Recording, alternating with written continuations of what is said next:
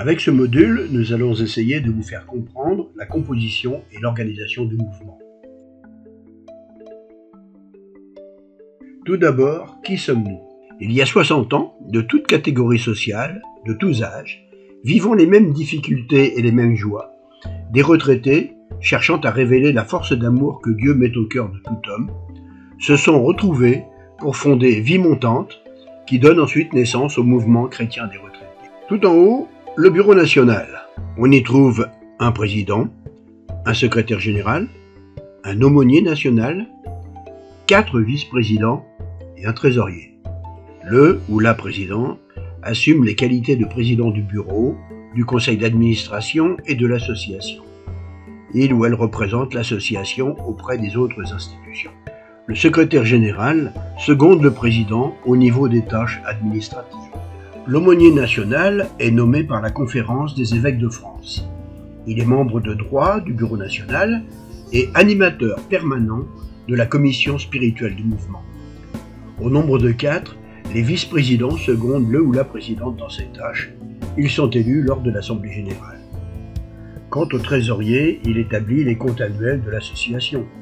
Il procède à l'appel de la cotisation, prépare les budgets prévisionnels et établit un rapport financier qui sera présenté avec les comptes annuels à l'Assemblée générale ordinaire.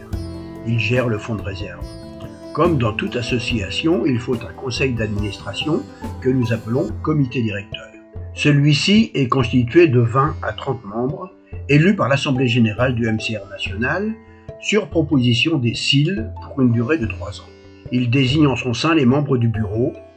Le comité directeur est chargé d'appliquer les orientations du mouvement et de prendre les décisions importantes. Pour ce faire, il s'appuie sur des compétences particulières, un aumônier national, membre de droit et animateur de la commission d'animation spirituelle, qui construit la campagne d'année, et d'autres personnes chargées de missions bénévoles, nommées par le bureau selon les besoins, et notamment un directeur de rédaction pour diriger la production du journal du mouvement Nouvel Essor et les membres de la commission animation spirituelle.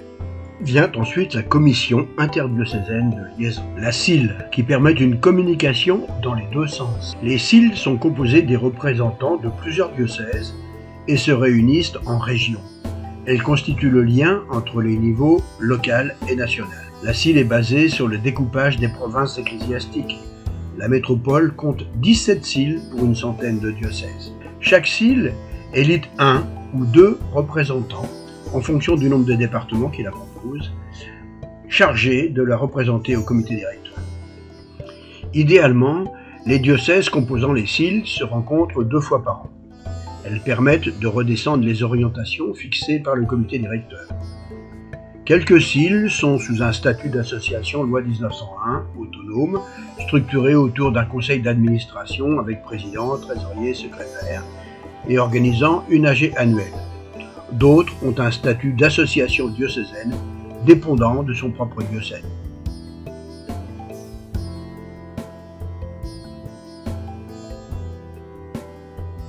Le MCR diocésain regroupe les équipes d'une zone, d'un département, ou tout simplement le département tout entier, le plus souvent d'ailleurs.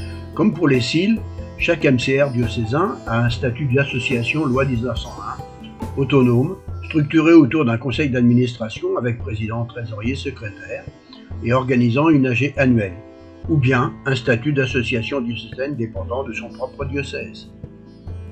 Comme toute association, il doit être composé d'un responsable diocésain, le président, et d'un comité diocésain. Il doit organiser chaque année une assemblée générale en s'appuyant sur son secrétaire, son trésorier, son aumônier diocésain qui est nommé par l'évêque du diocèse. Chaque MCR diocésain donne la dynamique aux équipes locales et participe à la mise en œuvre des orientations fondamentales du mouvement.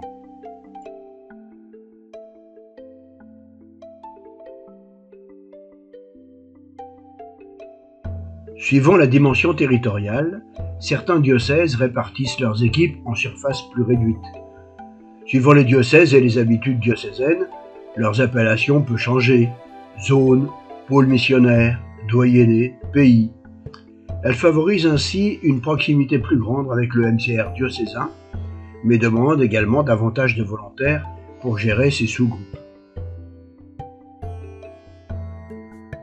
Les équipes locales sont les cellules de base du mouvement.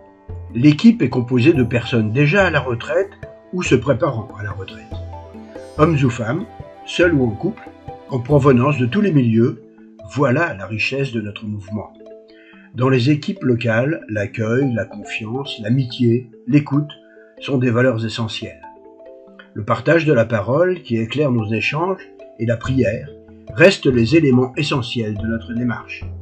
L'équipe, un lieu où l'on peut parler de sa foi en toute sérénité. Une équipe se réunit environ une fois par mois. Avec la raréfaction des prêtres, il devient de plus en plus nécessaire d'appeler des laïcs au rôle d'accompagnateurs spirituels.